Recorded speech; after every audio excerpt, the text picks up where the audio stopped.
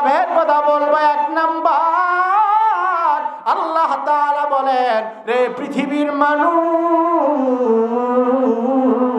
তোমরা যদি ইস্তিগফারের উপরে আমল করো, ফাকুলতুস্তাগফিরু রাব্বাকুম, আমি আল্লাহ জানা দিলাম তোমরা আমি আল্লাহর দিকে ফিরে আসো বান্দা, তওবা করো, ইস্তিগফার করো, জবানে পড়ো আস্তাগফিরুল্লাহ।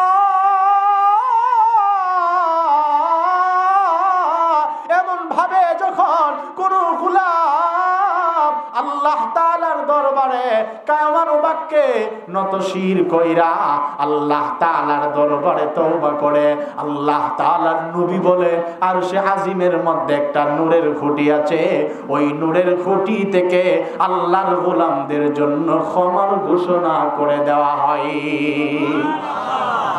ইন্নাহু কানা গফফারা,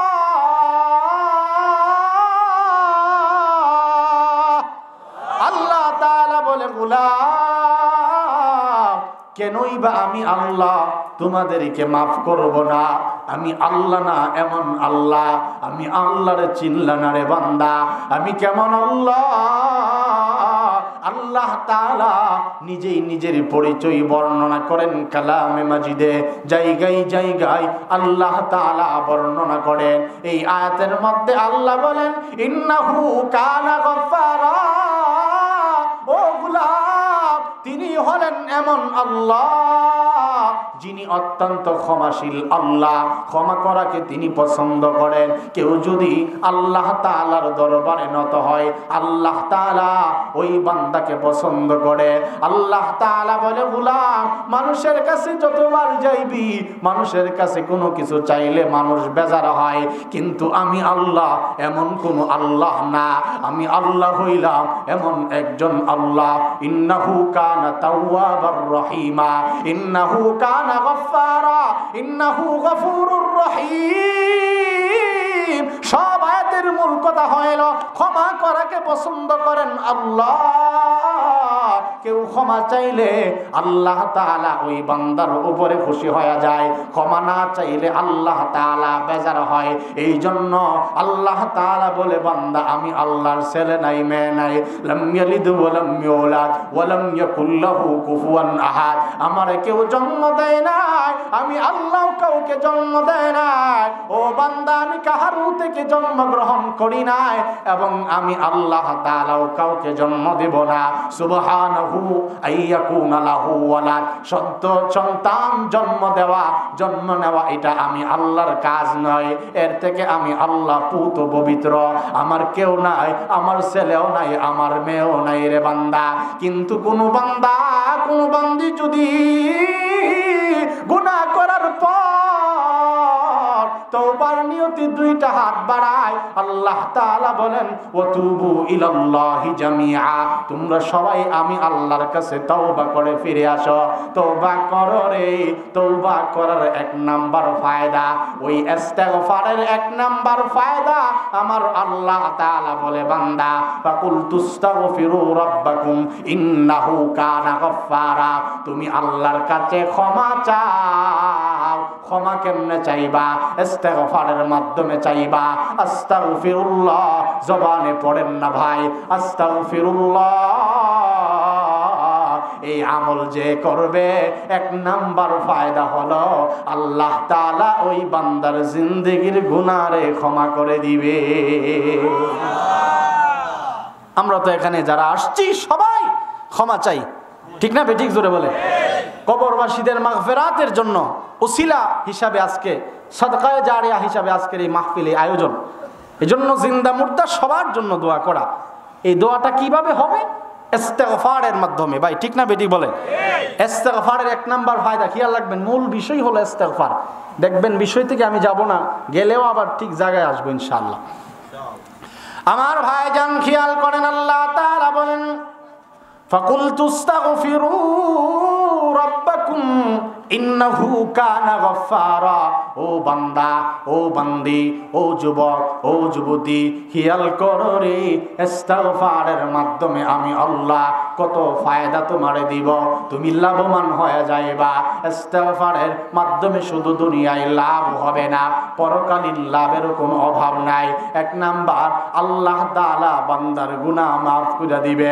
দুই নাম্বার, আল্লাহ তাআলা বলেন ইউরসিলিস সামা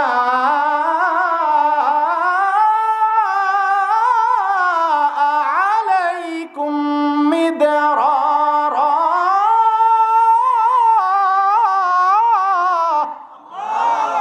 আল্লাহ তাআলা বলে, গোলাম, এমন একটা আজীব আমলের নাম ইস্তিগফার। কেউ যদি ইস্তিগফারের আমল করে, দুই নম্বরগুলো মনে রাখবেন রে ভাই। অত্যন্ত কষ্ট করে আপনাদের খেদমতে কথাগুলো বলতেছি, এই জন্য খেয়াল করা চাই। আল্লাহ তাআলা বলে, গোলাম, ইউরসিলিস সামা আলাইকুম মিদরারা। কেউ যদি ইস্তিগফারের উপরে আমল করে, দুই নাম্বার, আমি আল্লাহ তাআলা আমার বান্দার জন্য আসমান থেকে রহমতের বৃষ্টি বর্ষণ করে দেব। জমিনের মধ্যে খরা পড়ে গেলে, জমিন যদি শুষ্ক হয়ে যায়, বৃষ্টির দরকার, আল্লাহ তাআলা বলে, বান্দা তুমি ইস্তিগফার আদায় করো, ইস্তিগফারের মাধ্যমে আমি আল্লাহ আসমানি বৃষ্টির ব্যবস্থা করে দিব। তাফসীরের কিতাবের মধ্যে তাফসীরে মাআরিফুল কোরআন, দুইটা তাফসীর গ্রন্থ, একটা হলো তাফসীরে মাআরিফুল কোরআন, লেখক হলো মুফতি আজম আল্লামা শফি রহমাতুল্লাহি আলাইহি, আর একটা লেখক হইল আল্লামা শাইখুল তাফসীর আল্লামা ইদ্রিস কান্দলবি রহমাতুল্লাহি আলাইহি। আল্লামা ইদ্রিস কান্দলবি এই আয়াতের ব্যাখ্যার মধ্যে একটা ঘটনা বর্ণনা করছেন। এই ঘটনাটা হইল, প্রখ্যাত তাবিঈ হযরত হাসান বসরীর কাছে এক লোক এসে অভিযোগ করলো, হুজুর, আমার জমিন শুকায় গেছে, অভাব অনটন দূর হয় না, আমার সন্তানাদি হয় না, আমি অনেক সমস্যার মধ্যে পড়ে আছি, আপনি আমাকে একটা আমল বাতায় দেন। ও ভাই, তিনাকে যখন ওনার এই ভক্ত প্রশ্ন করলেন, তখন হাসান বসরি বলছেন, তুমি ইস্তিগফার আদায় করো, আল্লাহ তাআলা ইস্তিগফারের মাধ্যমে সমস্ত সমস্যার সমাধান দিয়ে দিবে। ঘটনাটা লম্বা করলাম না। হযরত হাসান বসরির কাছে একজন এসে বলল, হুজুর, আমার অভাবের শেষ নাই, জমিন শুকায় গেছে, ফসল নাই, ক্ষেত খামারে সবজিগুলো সবগুলো আমি ক্ষতির মধ্যে পড়ে গেলাম, আর্থিক সংকটে পড়ে গেলাম। তখন হযরত হাসান বসরি বলেন, আমার কাছে এমন কোনো তাবিজ তোমার নাই, এগুলো দেওয়ার ক্ষমতা আমার নাই, তবে আমি একটা আমল বাতায় দেই। যদি তুমি ইস্তিগফারের উপর আমল করো, জমিনে বৃষ্টিও আসবে, জমিন শুকায়া রয়েছে যেটা, এটাকে আমি আল্লাহ ভিজায়া দিব, শুষ্ক বানায়া দিব। আমি আল্লাহ তাআলা জমিনকে ভিজায়া দিব, জমিনে পানি দিব, বিনিময়ে তোমার ক্ষেত খামার ফসল ফল সবগুলো তরুতাজা হয়ে যাবে। বলেন সুবহানাল্লাহ। আয়াতের মধ্যে সব আছে। মুসলমান ভাইয়েরা আমার খেয়াল করেন, এজন্য আল্লাহ তাআলা বলেন, এক নম্বর ইস্তিগফারের মাধ্যমে আমি আল্লাহ তাআলা তোমাদের জিন্দেগির গুনাহ মাফ করে দিব। দুই নাম্বার, আল্লাহ তাআলা বলেন ইউরসিলিস সামা আলাইকুম মিদরারা। আল্লাহ বলেন, গোলাম, তুমি যদি ইস্তিগফার ওয়ালা জবান বানায় নাও, তোমরা যদি ইস্তিগফারের উপরে আমল করো, আসমান থেকে রহমতি বৃষ্টির ব্যবস্থা আমি আল্লাহ করে দিব। আল্লাহ তাআলা এই কথাটা অন্য জায়গায় আবার সুন্দর করে বলেন। আমার আল্লাহ বলেন, ওয়া আনিস্তাগফিরু রাব্বাকুম সুম্মা তুবু ইলাইহি ইউরসিলিস সামা আলাইকুম মিদরারা। আল্লাহ তাআলা সূরা আনফালের এই আয়াতের মধ্যে বলে, বান্দা, ওয়া আনিস্তাগফিরু রাব্বাকুম সুম্মা তুবু ইলাই, তোমরা আল্লাহর কাছে ক্ষমা চাও এবং তওবা করো। যদি ক্ষমা চাইতে পারো, তওবা করতে পারো, আমি আল্লাহ তাআলা আসমান থেকে উপকারী বৃষ্টির ব্যবস্থা করে দিব। এই থেকে বোঝা গেল বৃষ্টি দেওয়ার মালিক কোনো মানুষ না, রৌদ্র দেওয়ার মালিকও কেউ না। কে? জোরে বলেন। আর জোরে বলেন, বৃষ্টি দেওয়ার মালিক কে? আমার আল্লাহ। সূরাতুন নাহলের মধ্যে বলেন, হুয়াল্লাযী আনজালা মিনাস সামাই মাআল লাকুম মিনহু শারাব ওয়া মিনহু শাজারুন ফীহি তুসিমুন। আল্লাহ তাআলা বলেন, আসমানি বৃষ্টি দেওয়ার মালিক কাহারও ক্ষমতা নাই, আমি আল্লাহ আসমান থেকে বৃষ্টি নাজিল করি রে বান্দা। হুয়াল্লাযী আনজালা মিনাস সামাই মাআল লাকুম, ও বান্দা আমি আল্লাহ তোমার জন্য আসমান থেকে বৃষ্টির ব্যবস্থা করি। কেন বর্ষণ করি জানো না? ও বান্দা কোরআনে হাকিম থেকে যায় না নাও। আল্লাহ তাআলা বলেন, মিনহু শারাব, তোমাদের পান এবং খাবারের জন্য আমি আল্লাহ এক নম্বরে আসমান থেকে বৃষ্টির ব্যবস্থা করি। দুই নাম্বার, ওয়া মিনহু শাজারুন ফীহি তুসিমুন, তোমাদের গাছপালা যেন, তোমাদের সবজি জমিনগুলো যেন তরতাজা থাকে, তোমাদের গাছপালা যেন তরতাজা থাকে বান্দা। এই জন্য তোমাদের উপকারার্থে আসমান থেকে বৃষ্টির ব্যবস্থা আমি আল্লাহ করে দেই। আর এই আসমানি রহমতের বৃষ্টি আসবে ইস্তিগফারের মাধ্যমে। আল্লাহ তাআলা দুই নম্বরে বলে, বান্দা ইউরসিলিস সামাআ আলাইকুম মিদরারা, তোমার জবানকে তুমি ইস্তিগফারের ওয়ালা জবান বানায় নাও। বেশি বেশি জবানের মধ্যে তুমি পড়বা আস্তাগফিরুল্লাহ। ভাই এখানে বৈশাও তো মনে মনেও পড়া যায়, জবানেও পড়া যায়। আমলটা যেহেতু আমরা বর্ণনা করতেছি, আপনারা তো সুযোগে এই মুহূর্তে কাম বানায়া জবানে বেশি বেশি ইস্তিগফার পড়া যায়, যায় না ইনশাআল্লাহ ভাই? আল্লাহ তাআলা বলে, গোলাম এক নাম্বার আমি আল্লাহ গুনাহ মাফ করে দিব। মনে আছে তো ইনশাআল্লাহ? আপনারা মনে রাখার সুবিধার্থে বারবার এটা রিপ্লাই করতেছি। এক নাম্বার আমি আল্লাহ মাফ করে দিব। দুই নাম্বার বৃষ্টির ব্যবস্থা করব আসমান থেকে। তিন নাম্বার আল্লাহ তাআলা বলে, গোলাম ওয়ায়ুমদিদকুম বিআমওয়াল, আমি আল্লাহ ইস্তিগফারের মাধ্যমে তোমার মালের মধ্যে উন্নতি দিব।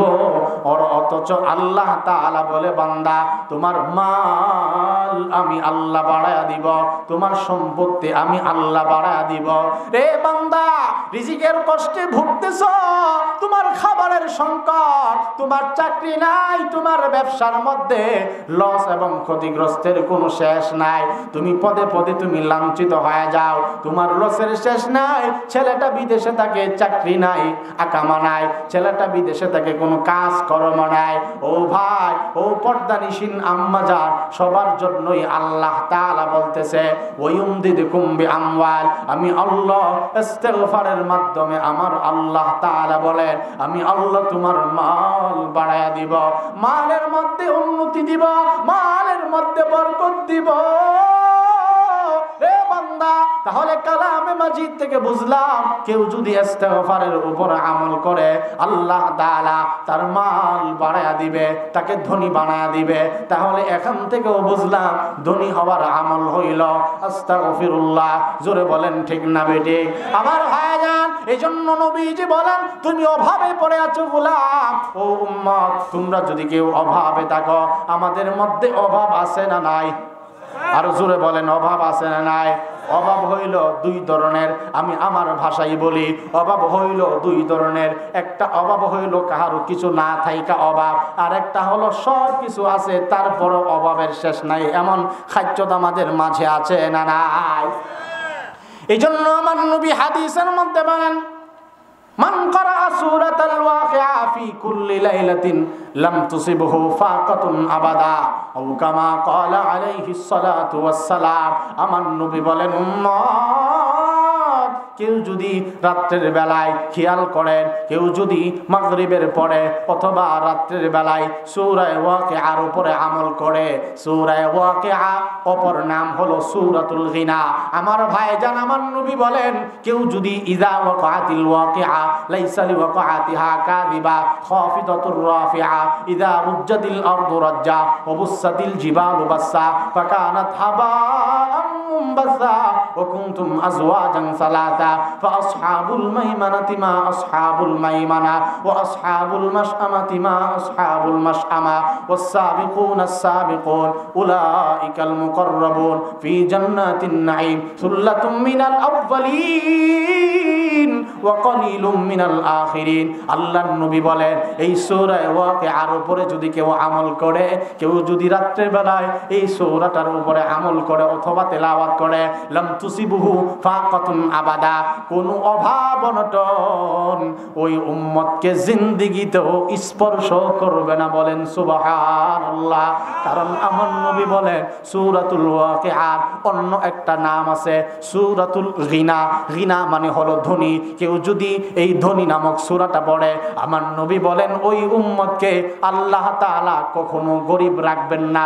এই জন্য আমার নবী উম্মতের মাঝে তালিম দিয়েছে, তোমরা অভাবে পড়ে আছো, সূরা ওয়াকিআ রাত্রের বেলায় তেলাওয়াত করো। এই জন্য আমাদের মাদ্রাসাগুলোতে, হেফজখানাতে, কিতাবখানাতে আলেম ওলামা সবাই মাগরিবের পরে রাত্রের বেলায় সূরা ওয়াকিআর আমল করে।